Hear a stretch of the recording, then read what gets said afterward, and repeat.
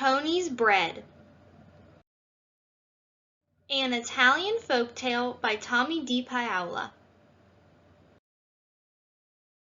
Once, a long time ago, in a small village outside the grand city of Milano, there lived a baker named Antonio, but everyone called him Tony. Tony made bread, and only bread, in his bakery. It was good and simple, and the villagers loved it. But Tony had a dream. One day he would have a bakery of his own in Milano and become the most famous baker in all of northern Italy. Now Tony lived with his only daughter Serafina.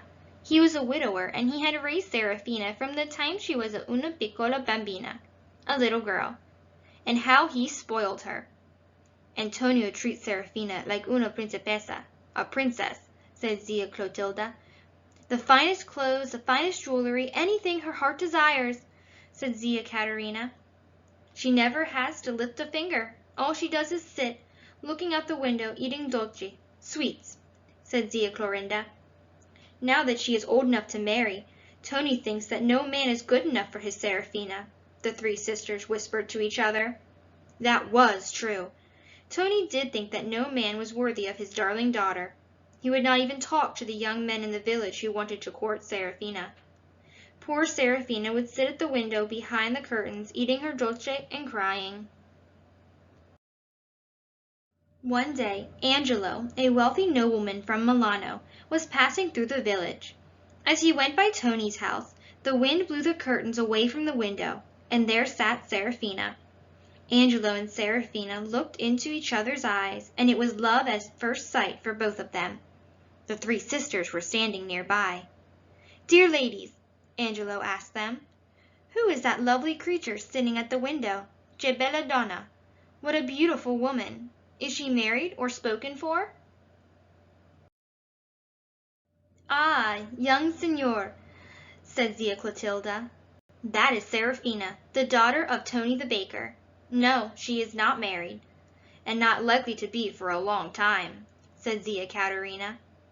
"No one is good enough for Tony's little Serafina," Zia Clorinda explained. "Well, we'll see about that," said Angelo.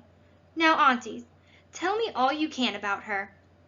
The young nobleman and the three sisters sat and talked and talked and talked, and before long Angelo knew all about Serafina and Tony the baker, and he knew all about Tony's dream of becoming the most famous baker in all of northern Italy. "Grazie, aunties, thank you," said Angelo. "I think I have a plan that will give Tony his dream and give me the wife of my dreams, but I will need your help. This is what I want you to do." The next day, a letter arrived at the bakery for Tony. "Dear Signor Baker, I am Angelo, a nobleman from Milano. I was passing through your village and was lucky enough to taste your fine bread. Would you be so kind as to meet me in front of the church after Mass on Sunday, so we may talk? I have a proposal to make you. Angelo di Milano."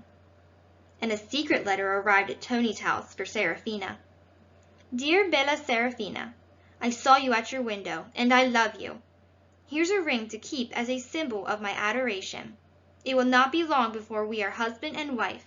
Angelo, your true love."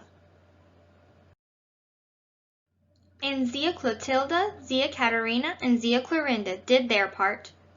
"Oh, Tony, did you see that rich young man from Milano?" Zia Clotilda asked. "He wanted to know all about you. It seems he just loved your bread," said Zia Caterina. "Nothing like it in all Milano," he said, Zia Clorinda told Tony. "Why, I wouldn't be surprised if he wanted to meet you, the way he went on." "Well, dear ladies, funny you should say that, because he does want to meet me, after Mass on Sunday," said Tony. "His name is Angelo di Milano." "Imagine that!" the three women exclaimed. "Che bella fortuna! What good luck for you!"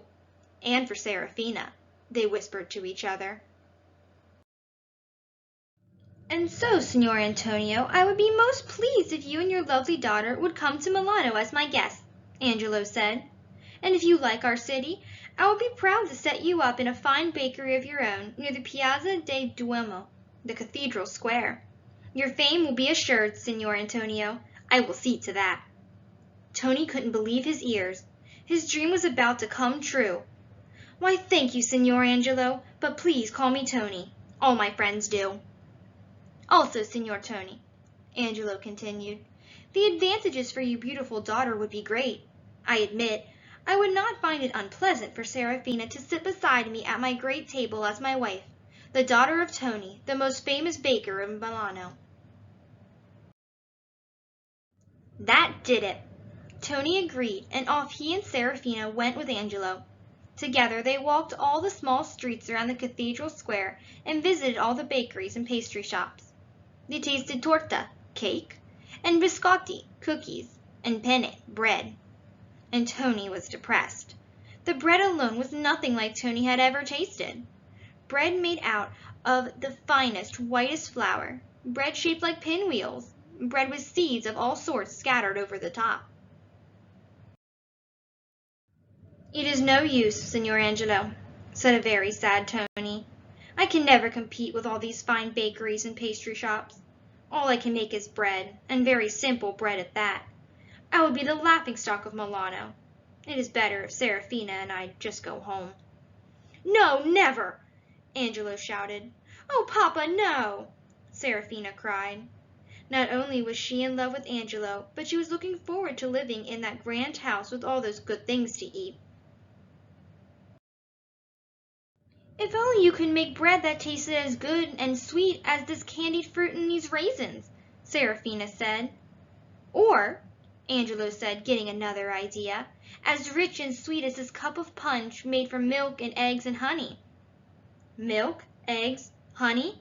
Tony said, thinking out loud. "Candied fruit?" Serafina said. "Raisins," Angelo chimed in. "That's it!" all three shouted. "I shall make the richest, lightest, most wonderful bread anyone has ever tasted. Out of the whitest flour, the biggest eggs, the creamiest milk, the sweetest candied fruit, and the plumpest raisins," Tony shouted. "Oh, Papa!" Serafina cried, kissing her father. "Servants!" Angelo called, and he sent them off to buy all the fine ingredients Tony would need. The next morning, Tony, Serafina, and all the supplies headed back to the little village, and Tony began to work. Day after day he experimented until he had mixed the lightest, richest dough with as many raisins and as much candied fruit as he could put into it. Now he was ready to bake. He sent word to Angelo in Milano that he should come to the bakery the next afternoon. Then he set out the dough in large bowls and went to bed. As Tony slept, the dough began to rise and rise and rise. The next morning he filled every pan in his shop. One piece of dough was left over, so he threw it in a flower pot and baked it too. When Angelo arrived, the bread was just coming out of the oven. Everyone held his breath and waited while Tony cut a slice of his new bread. Angelo tasted it. Serafina tasted it. Tony tasted it. Zia Clotilda, Zia Caterina, Zia Clorinda all tasted it. "That's it!" they shouted. "I'll take these loaves back to Milano to see what my friends say," Angelo said, and off he went. In just a few days, a letter and a large cart filled with the ingredients arrived at the village. "Dear Tony, here are more supplies. Make as much bread as you can and send it to me. Then, when I send for you, I promise you will enter Milano with flags flying and Serafina will be mine. Your future son-in-law, Angelo. P.S. Please bake all the loaves in flower pots. My friends like the shape of that loaf the best." Just before Christmas, Angelo sent for Tony and Serafina. Sure enough, when their coach entered Milano, crowds were cheering and flags were flying. "Benvenuto, Tonio! Welcome, Tony!" the crowd cheered. "Benvenuto!" The bishop and the mayor were there to greet Tony and Serafina. "And," said the mayor, "Milano is so happy to have you here, so we may always have enough of your wonderful bread." The next day, when the bakery door was opened, the bishop's guards were called to keep the order.